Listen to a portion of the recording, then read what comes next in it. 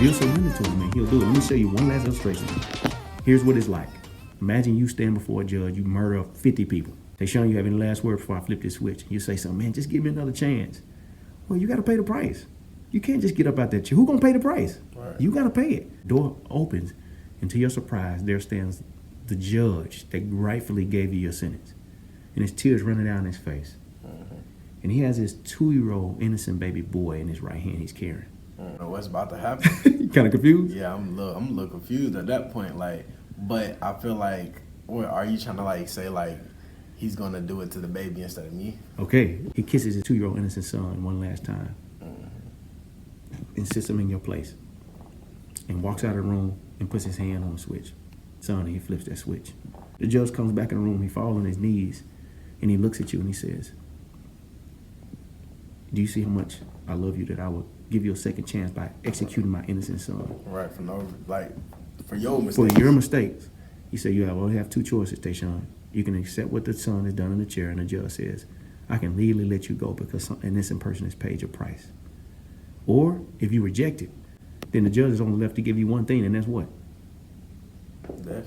Yeah, punishment, because you have just rejected. You just rejected what he tried to give you. Absolutely.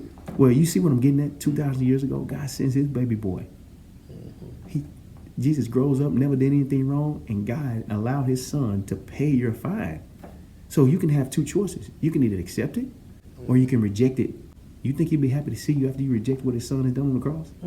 No, man. He just put it, his son, his own, you know what I'm saying, joy on the line just for you. For you, and you just go. You just do whatever you want. Yeah, man. So what that mean? Yeah, man. Like Red Light says, man, I don't really want to accept what Jesus did on the cross. I'm good. I'm going to keep going on my way. Jesus. Yellow Light says, and I want to follow Jesus, but I'm not sure if I can.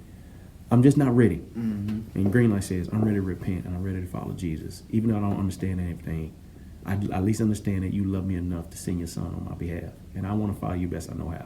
What would you say you at?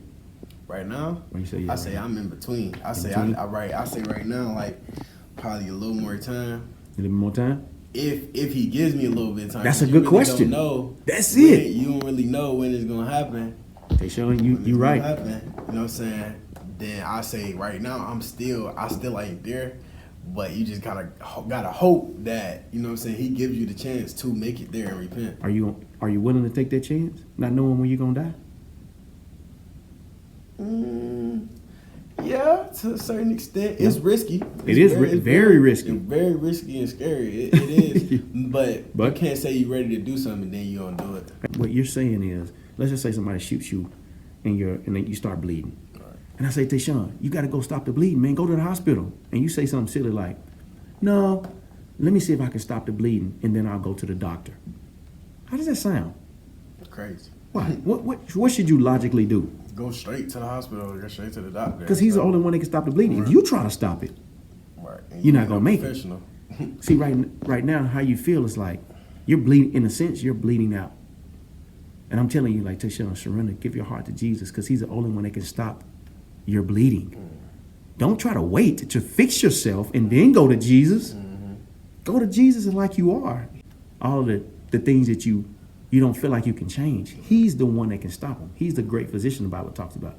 So I wouldn't wait to try to fix myself and then come to Jesus. Right. Man, he offering you a free gift. Man, don't think through it. But at some point say, God, I surrender everything to you. And man, God will save you, man. You gave me a lot of knowledge that I ain't already know. You know what I'm saying? And I guess that's how it is always when you listen to somebody that knows a little more and that's a little older and that's already lived what you live, already lived where you've been. Absolutely. So, yeah, man. You know what I'm saying? Yeah, man. That helped. Well, man, let me give you my number, man. And I'm here. Man, I may come here every once in a while and see you, hug you, man. I'm going to give you my number, man.